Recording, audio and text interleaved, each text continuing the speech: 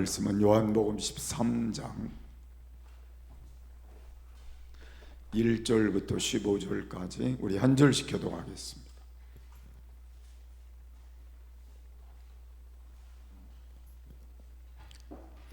유월절 전에 예수께서 자기가 세상을 떠나 아버지께로 돌아가실 때가 이른 줄 아시고 세상에 있는 자기 사람들을 사랑하시되 끝까지 사랑하시니라.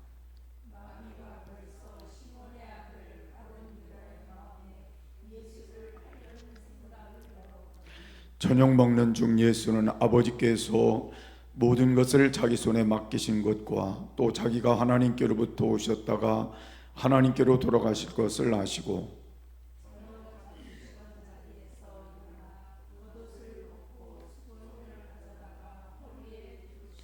이에 대야에 물을 담아 제자들의 발을 씻기시고 그 두르신 수건으로 씻기기를 시작하여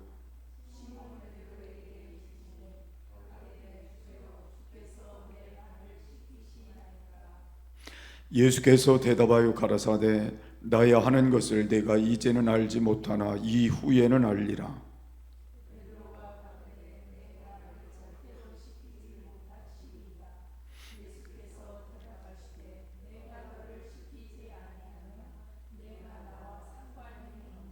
시몬 베드로가 가로되 주여 내 발뿐 아니라 손과 머리도 씻겨 주옵소서.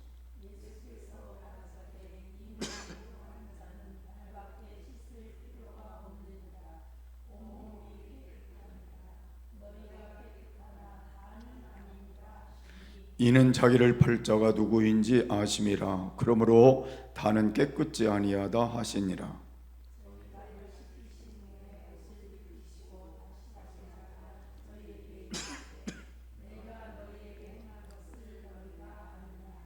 너희가 나를 선생이라 또는 주라 하니 너희 말이 옳도다. 내가 그러하다.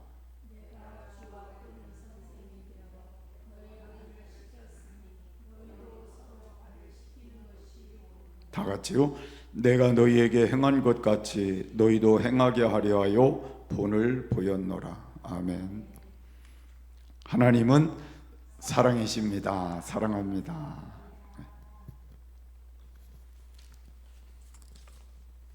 제가 5월 달은 거기에 맞춰서 제가 설교를 해서 오늘은 스승에 대한 말씀을 여러분과 함께 나누려고 하는데 스승 그리고 인생의 멘토라는 말씀을 여러분과 함께 나눌 것입니다. 여러분은 지금까지 살면서 여러분의 인생에 영향을 준 선생님이 누구일까? 여러 일들이 있을 거라 생각하지만 저는 그렇게 세 가지 정도를 생각해 봅니다. 부모님이 나의 가장 좋은 스승이셨을 것이다. 그리고 선생님이 나의 스승이었을 것이다. 그리고 성경이 나의 스승이었다. 근데 예수님도 나의 스승이셨다. 그런 말씀을 생각할 수 있습니다. 부모는 육신의 스승인 것이 분명하고 또 선생님은 정신적인 스승인 것이 분명하고 또 성경은 영적인 영향을 준 스승이고 또 예수님은 우리의 영원한 스승임을 알 수가 있습니다. 우리가 인생을 살아가면서 저도 가만히 생각해 보면 제가 목회를 하고 지금까지 살아오는 그 과정 속에 제가 일을 잘 모를 때 또 목회에 관한 것들에 대해서 좀 부족할 때 저에게 멘토로 상담해 주신 선배 목사님들이 계셔서 그 조언을 받아서 목회를 지금까지 잘 마무리한 것을 알 수가 있습니다. 또 고비고비가 또 있었을 때마다 함께 기도해 주고 또 함께 같이 동역해 주었던 목회자들 또 동역자들이 있었기 때문에 제가 이만큼 끝까지 잘 마무리하지 않았나 그런 생각을 해보고 또 우리가 살아가는 동안 또 하나님 말씀이 나를 늘 순간마다 기도할 때마다 깨우쳐 주셔서 여기까지 오지 않았나 그런 생각을 해봅니다. 여러분도 비슷하리라 그렇게 생각합니다. 그래서 오늘 우리가 스승이라는 이 말씀을 생각해 보면 참 귀하다, 값지다. 만약에 이런 일들이 우리에게 없었으면 나라는 존재가 여기에 서 있을 수 있을까 그런 생각을 해보지 않을 수가 없습니다. 멘토라고 하는 이 말은 옛날 그리스 사람 이름이 멘토라는 사람입니다. 그리스도의 오디세이라고 하는 신화에 나오는 오디세이 왕에게는 텔레마코스라고 하는 아들이 있었는데 갑자기 트로이 전쟁이 생겨가지고 그 아버지가 아들을 두고 전쟁에 나가게 되었습니다.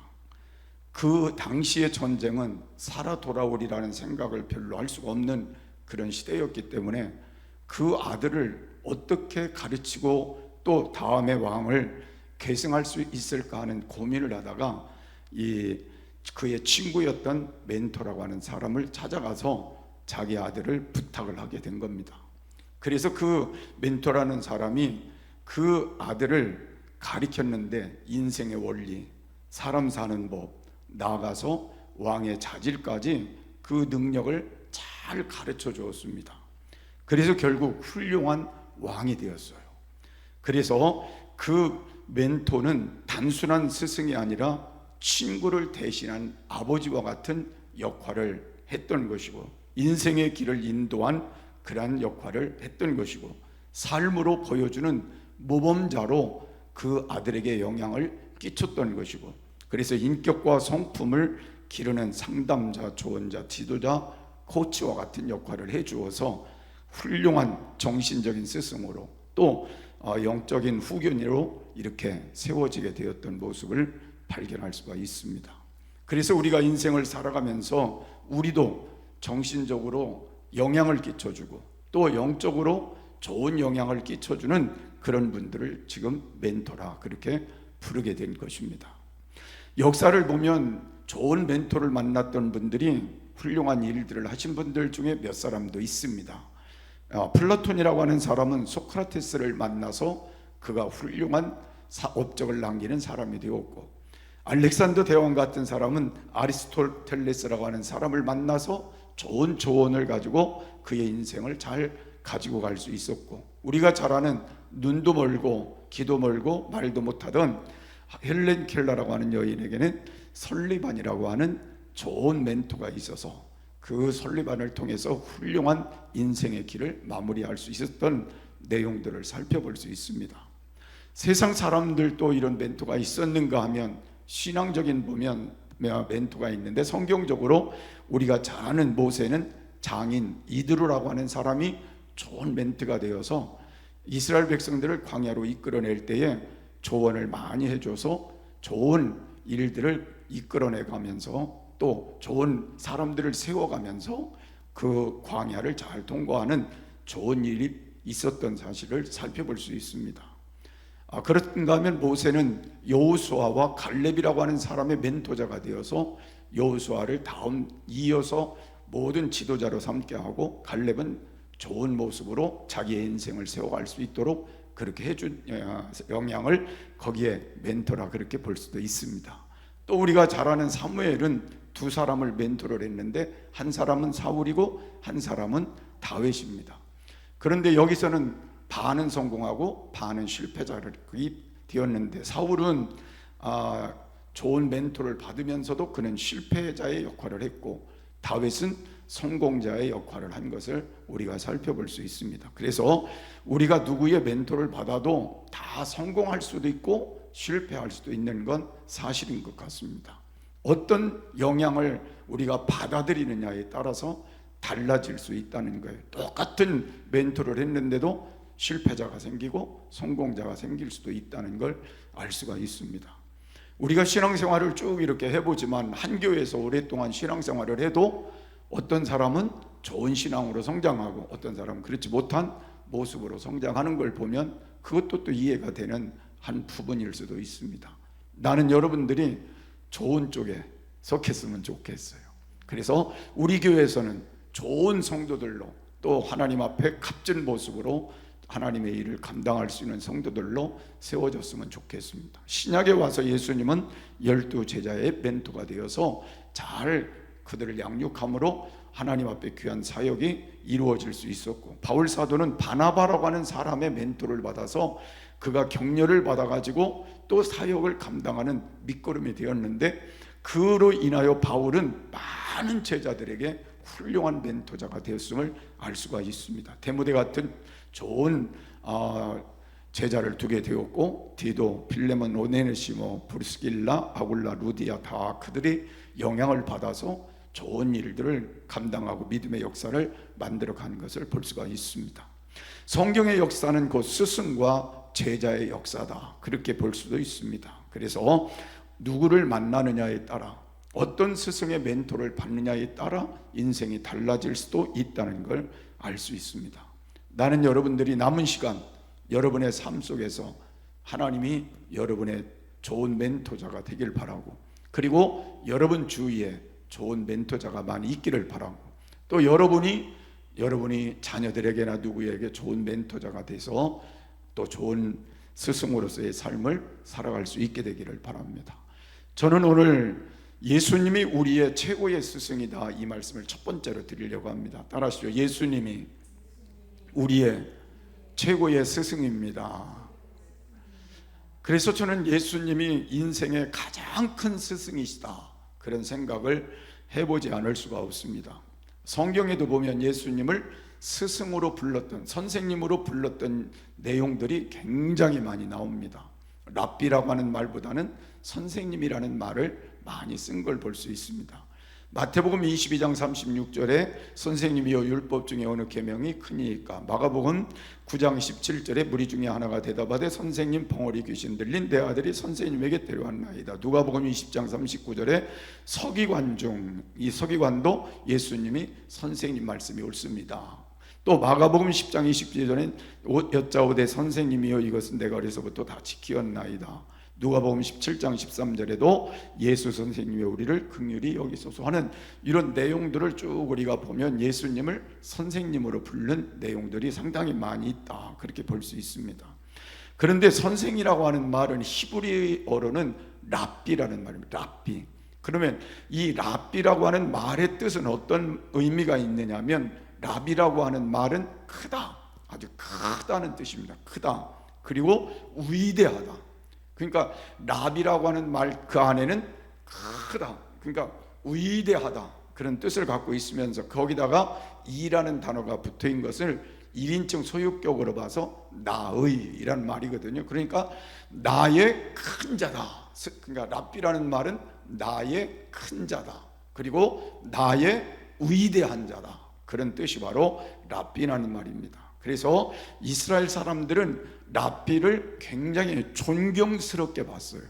그러니까 오늘 우리가 학교 선생님이나 우리 주일학교 선생님이나 선생님들을 아주 이렇게 보는 경우가 옛날엔 있었어요, 그죠? 근데 지금은 많이 사라졌어요. 그래서 오늘 여기 랍비라고 하는 이 말의 의미가 굉장히 소중한 말이라는 생각을 해볼 수 있는 게, 정말 지금 이 시대에도 그게 필요하기 때문에 그렇습니다. 그래서 이 나의 큰 자요, 나의 위대한 자로 선생님을 아는 사람이 얼마나 그 밑에서 잘 배우겠어요? 영향력을 얼마나 받겠어요? 근데 그게 안 되니까 영향력이 얼마나 많이 떨어지고 있는가 하는 게 오늘 스승의 주의를 통해서 우리가 영향력이 얼마나 떨어져 있는가에 대한 내용을 언급해 본 적도 있습니다. 그래서 랍비를 존경하다 보니까 그런 말이 있었습니다. 랍비가 지나가면 그림자도 밟지 말라. 그러니까 우리 옛날에 우리나라에도 선생님의 그림자를 밟지 마, 그런 말이 속담에도 있었던 것 같아요. 한 마을에 만약 랍비가 오면 모든 남자는 동구 밖에서, 모든 여자는 집안에서 기다렸다는 내용도 있습니다. 그리고 남자가 태어나면 모두가 다 랍비가 되기 위해서 노력하는 사람이 되었다고 하는 내용과, 그 다음에 여자는 랍비의 부인 되는 걸 최고로 여겼다, 그런 말이 이스라엘의 그 역사 속에 포함이 된 한 내용들로 소개가 되고 있어요. 그래서 우리 옛날에는 선생님 하는 거 굉장히 귀하게 여겼잖아요. 그리고 선생님 부인 되는 것도 굉장히 귀하게 여겼어요. 그래서 그만큼 스승에 대한 존경심이 그 당시에 있었다고 하는 걸 우리가 깨달을 수 있습니다. 근데 성경의 예수님은 그 당시에도 상당한 영향력을 끼치는 선생님이었다는 게 오늘 우리에게 가르쳐주는 말씀이기도 합니다. 탁월하셨다는 거예요. 그래서 예수님이 가르쳐주시는 말씀이 그들 속에 쏙쏙 들어왔고, 그 말씀이 어떤 것보다도 그들의 마음을 움직였기 때문에 많은 사람들이 예수님 주위에서 말씀을 듣기를 좋아했던 거죠. 그리고 그 말씀을 통해서 그들이 교훈을 받고 그들의 삶을 더 유익한 쪽으로 바꾸어 갔을 거라는 그런 생각을 안 할 수가 없습니다. 그래서 마태복음 7장 29절에 있는 말씀을 보면, 이는 그 가르치는 것이 권세 있는 자와 같고 서기관들과 같지 아니함일러라 그랬습니다. 그 당시에 서기관은 누구예요? 성경을 가르치는 교사입니다. 그러니까 성경은 완전히 전문가고 그 성경을 가르치는 데는 탁월한 사람들이었어요.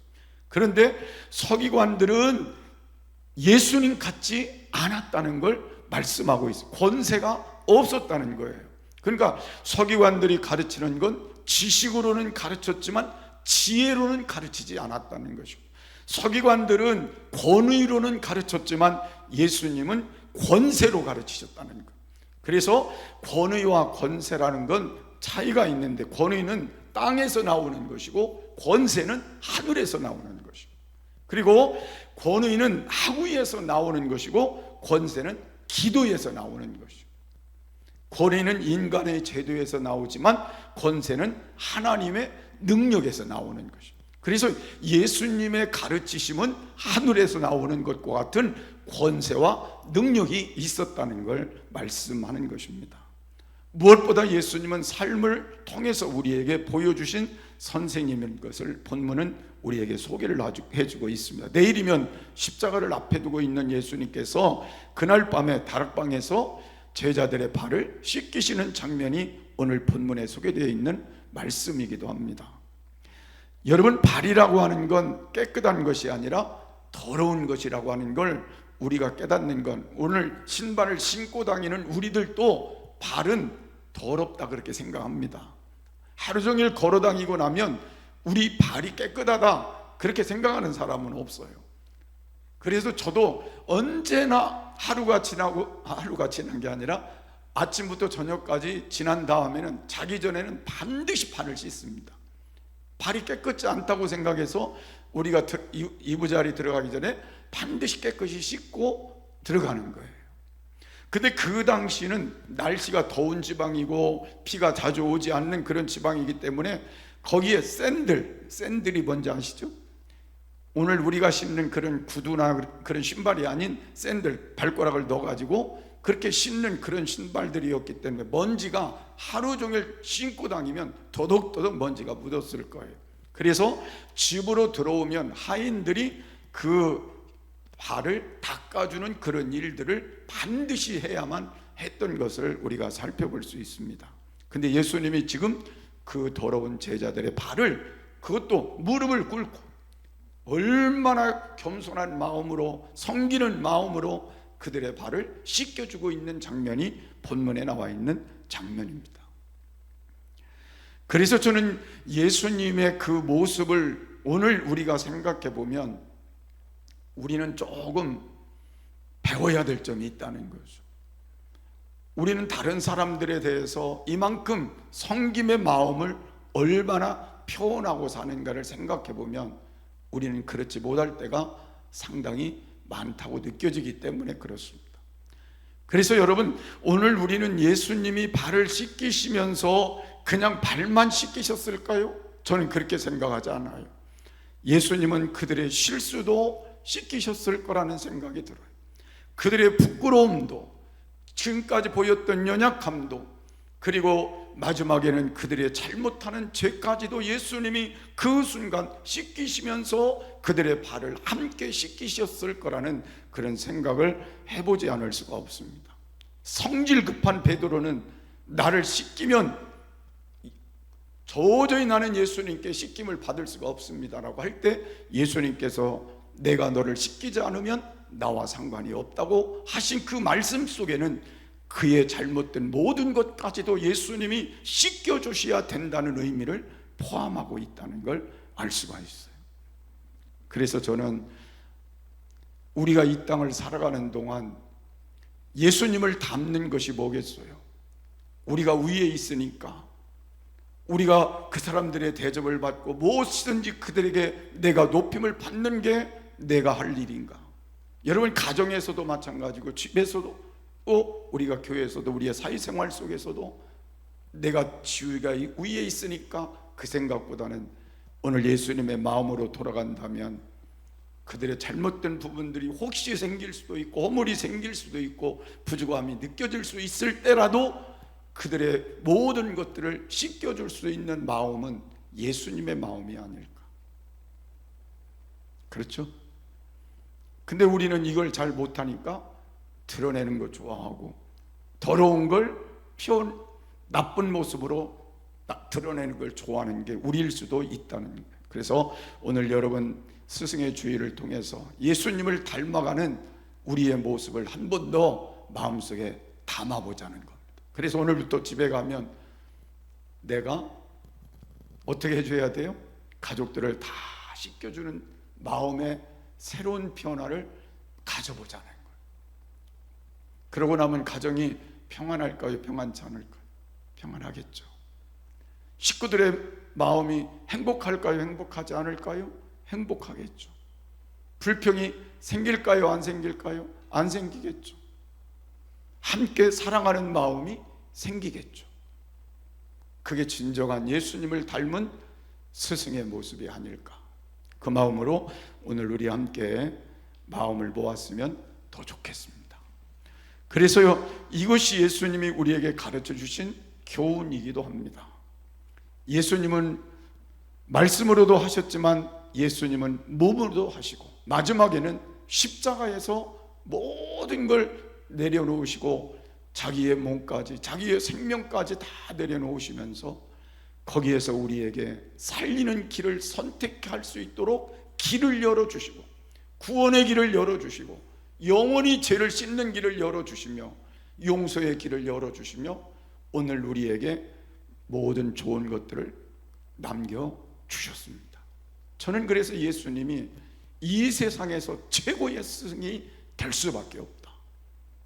오늘 이 자리에 참석하는 우리가 그 예수님을 최고의 스승으로 모시고 산다면 우리도 예수님은 닮아가는 게 맞다는 생각이 들어요. 그래서 여러분과 제가 이 예수님을 닮아서 남은 시간 동안은 큰 건 못해도 작은 데서부터 예수님의 그 모습을 심어가는 귀한 삶이 되기를 바라고, 여러분의 가정으로부터 예수님을 닮아가는 새로운 전환점을 만드시는 귀한 은혜가 있기를 바랍니다. 두 번째로, 배우려는 마음을 가지면 모두가 스승이라고 볼 수가 있습니다. 예수님이 우리의 최고의 스승이지만 우리가 알아야 될 건 배우려는 마음을 가지면 우리도 스승이 될 수가 있습니다. 아무리 선생님이 많아도 배우려고 하지 않으면 아무 의미가 없다는 것입니다. 배움은 대상의 문제가 아니라 자세의 문제라고 하는 걸 알 수가 있습니다. 성경에 보면 어리석다라는 말이 여러 곳에서 나옵니다.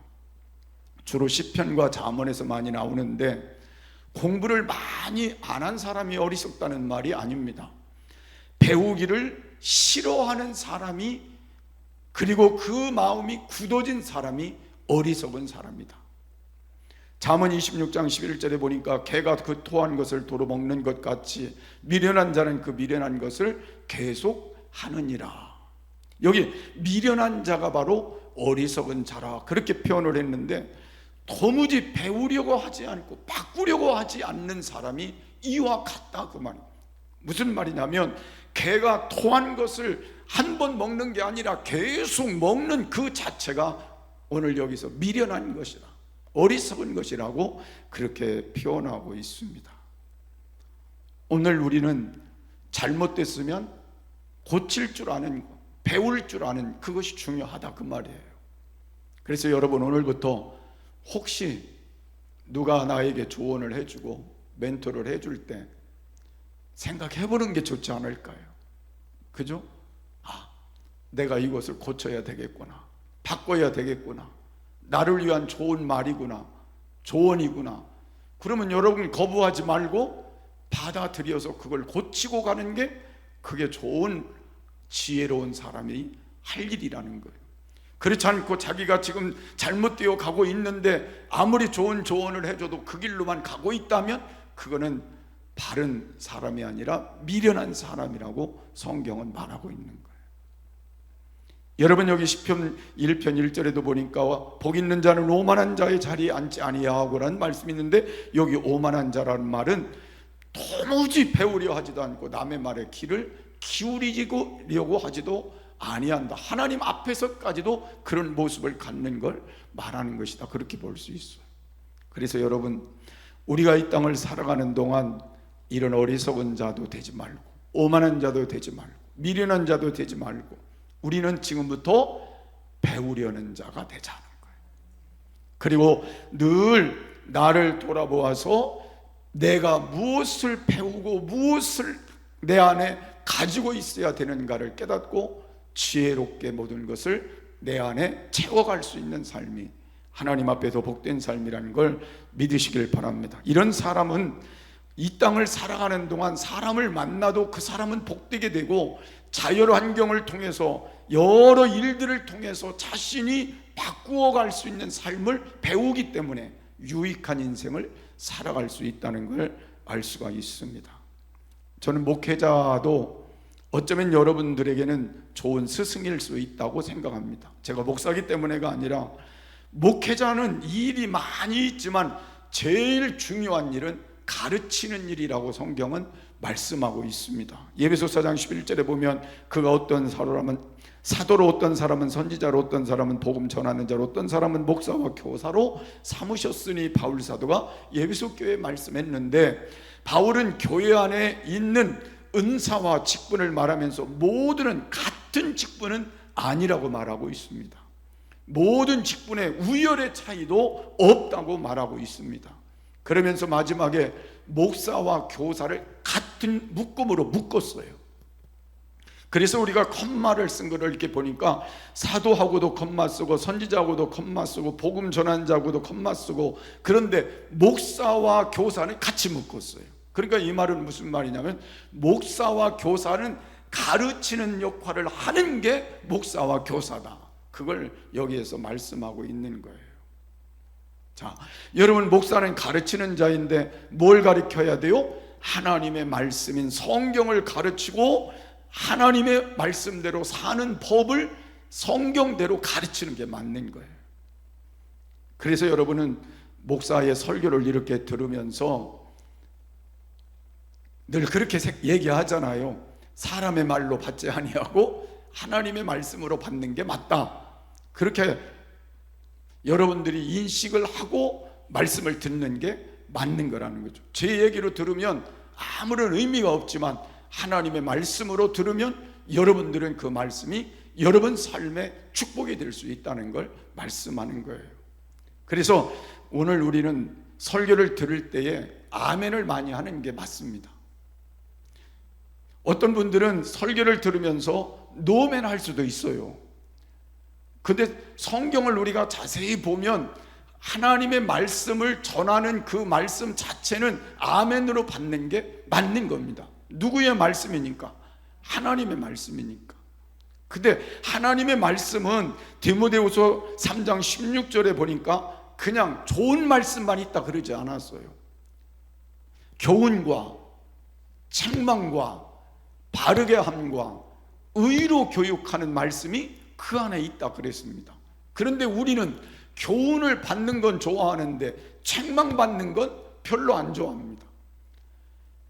여기서 하나님의 말씀으로 여러분 책망하면 듣기 좋아요? 듣기 안 좋아요? 듣기 안 좋아해요. 그래서 어떤 분들은 그럽니다. 우리 목사님이 교회만 가면 나를 친다고. 근데 목사가 설교하는데 여러분 칠 일이 뭐가 있겠어요? 그런데 책망스럽게 들리면 나를 친다고 생각합니다. 그런데 여러분 그 말씀이 여러분 뭘로 받아야 돼요? 감사함으로. 나에게 주시는 하나님의 그 음성으로 받아서 고치면 되잖아요. 그죠? 나의 잘못된 걸 고치는 게 맞는 거예요. 그래서 하나님의 말씀은 교훈과 책망과 바르게 함과 의로 교육하기에 유익하니. 그래서 그러니까 여러분이 말씀을 잘 듣는 것도 중요한 것입니다. 그래서 우리는 하나님 앞에 중요한 건 목회자는 신자들의 스승이 되어야 맞는 거예요. 가르치는 자가 되어야 맞는 거예요. 근데 그걸 뭘 가르쳐야 돼요? 하나님의 말씀을 바르게 가르치는 게 맞는 겁니다.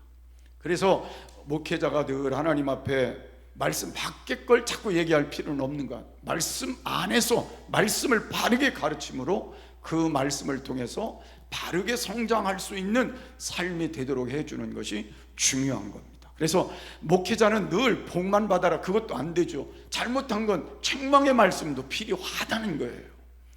또 교훈의 말씀도 필요하고 바르게 하는 말씀도 필요하다는 걸 말씀하는 겁니다.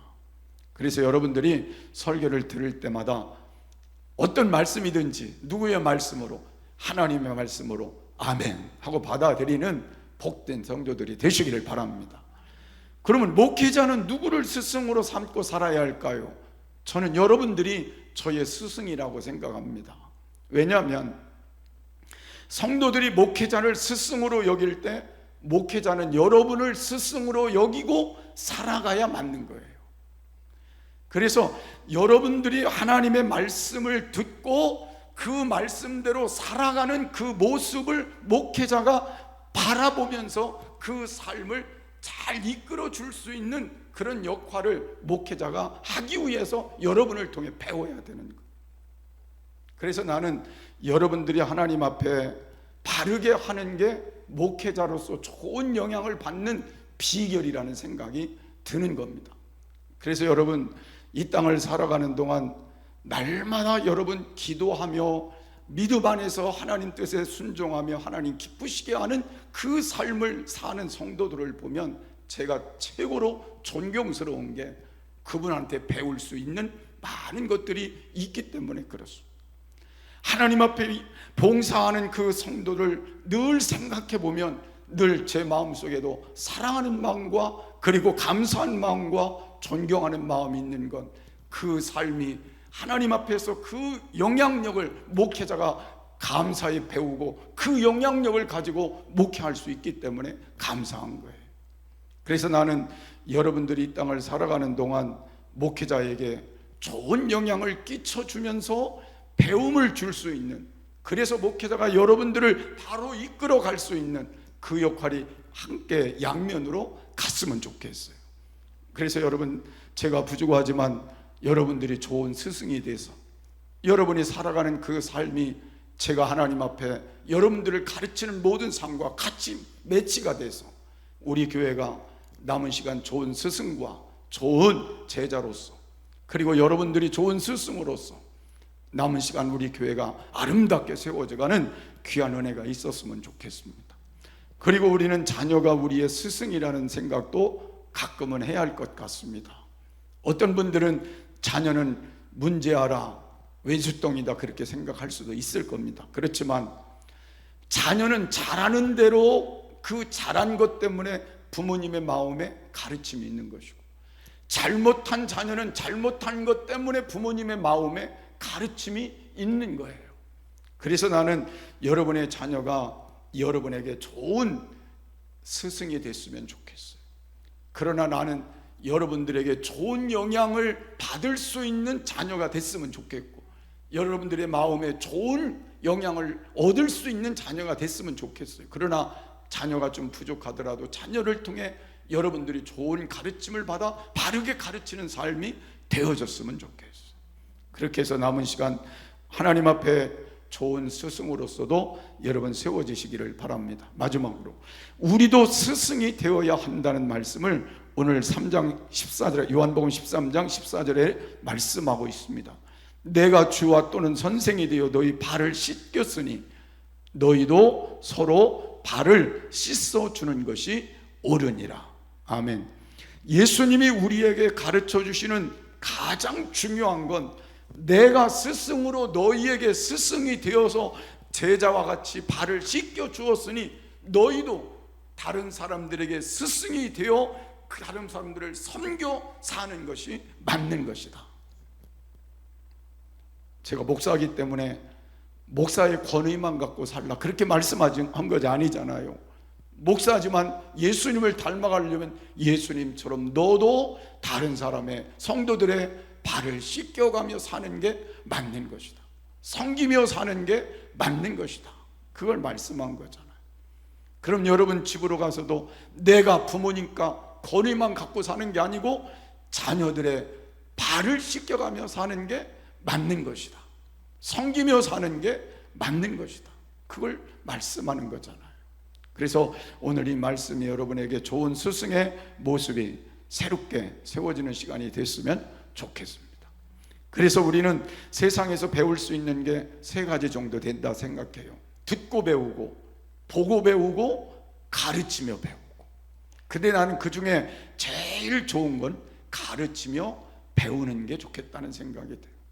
그래서 나는 여러분이 이 땅을 살아가는 동안 다른 사람들을 잘 가르치면서 나도 좋은 걸 배워가면서 함께 유익한 모습으로 세워져 갔으면 좋겠습니다. 가정에서도 여러분 자녀를 가르치며 내가 배우는 그런 좋은 스승이 되면 얼마나 좋겠냐고. 영적으로도 가르치며 배우고 삶에도 가르치며 배우고, 그래서 함께 유익함을 만들어가는 귀한 은혜가 있었으면 좋겠어요. 요새 보통 사람들이 그런 말은 많이 합니다. 요즘 어른들에게 배울 것이 없다. 그런 아이들이 좀 있어요. 그죠? 또 어떤 사람들은 그러더라고요. 요즘 교인들 교회를 통해서는 배울 게 별로 없다. 그게 무슨 말일까를 생각해 보니까 다 자기가 잘났다 그 말하고 똑같거든요. 그래서 제가 그렇게 여러분한테 좀 말씀드리고 싶어요. 교회에서 정말 배울 사람이 없는 게 아니라 내가 잘 가르치면 된다는 거예요. 좋은 스승이 되면 된다는 거예요. 그러면 다른 사람들이 보고 가르칠 게 있구나, 배울 게 있구나, 그 말하는 사람이 좋은 스승이 되도록 노력해 보면 좋지 않을까. 오늘 여러분과 제가 선택은 예수님을 선택하는 게 맞죠.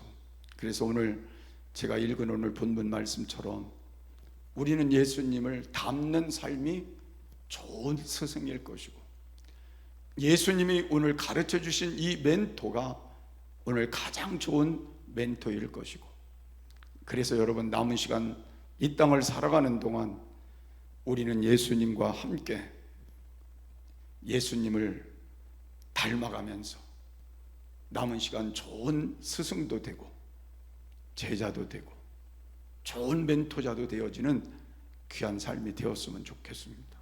그래서 이렇게 기도하면 좋을 것 같아요. 주여 나로 하여금 예수님을 닮은 좋은 스승이 되게 하옵소서.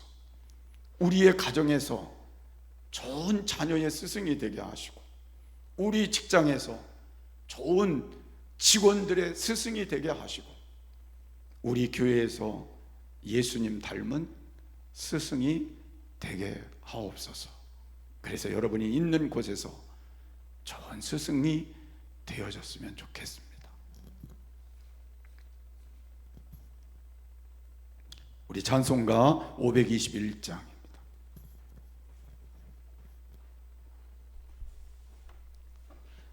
오늘 찬송 부르시고 우리 요셉이 목사를 위해서 한 번 더 여러분 기도해 주시면 좋겠어요.